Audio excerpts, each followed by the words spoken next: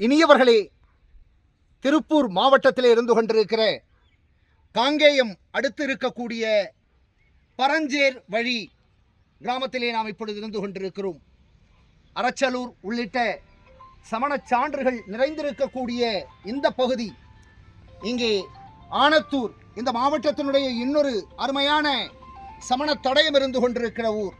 சகோதரர் பத்மகுமார் அவர்கள் இன்றைக்கு நம்மோடு வருகை தந்து தன்னுடைய பணிகளை தவிர்த்துவிட்டு இன்றைக்கு இந்த இடத்தை காட்டுவதற்காக, அதற்கும் முன்னாலே அங்கே வெள்ளோட்டிலே இருக்கிற அருகாலயத்திற்கும் நம்மை அழைத்து வந்து இந்த கொங்கு நாட்டினுடைய தடயங்களை காட்டியிருக்கிறார்கள்.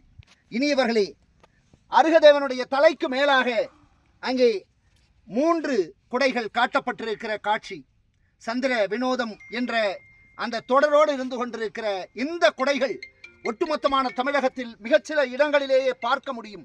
அங்கே புதுக்கோட்டை மாவட்டத்தில் இருந்து கொண்டிருக்கிற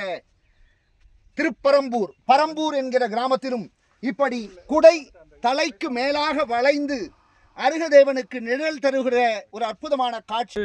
இதை ஒரு சிறிய அளவிலான ஆலயமாக மாற்றுவதற்கு கிராமத்தினர் உரிய உதவிகள் செய்வதாக சொல்லியிருக்காங்க.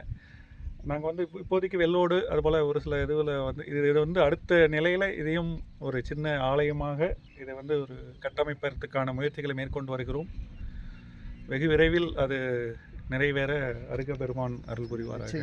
நன்றி. உங்களுடைய முயற்சிகளுக்கு சிறப்பான பாராட்டுக்கள். பரம் சேர் வழி, நாம் பரலோகம் என்று சொல்லுகிறார்களே, முக்தி அடைவதற்கான வழி என்கிற அந்த பாதையை காட்டியிருக்கக்கூடிய பகுதியாக, பரம் சேருவதற்கு மீண்டும் பிறவாத நிலையை அடைவதற்கான மார்க்கத்தை காட்டியிருக்கக்கூடிய அருகதேவன் இருக்கக்கூடிய அந்த அவர் காட்டுகிற வழியோடு இருந்து கொண்டிருக்கக்கூடிய அருகாலயம் இந்த இடத்திலே இருந்திருக்கிறது. வழிபடுகிற பொழுது, தொடர்ந்து அவ்வப்போது வருகை தருகிற போது நிச்சயமாக அடுத்த பிறவி பரம் சேருவதற்கு உற்ற துணையாக இருக்கும் என்று இந்த தருணத்திலே உங்களிடத்திலே அன்போடு தெரிவித்துக் கொள்ளுகிறோம்.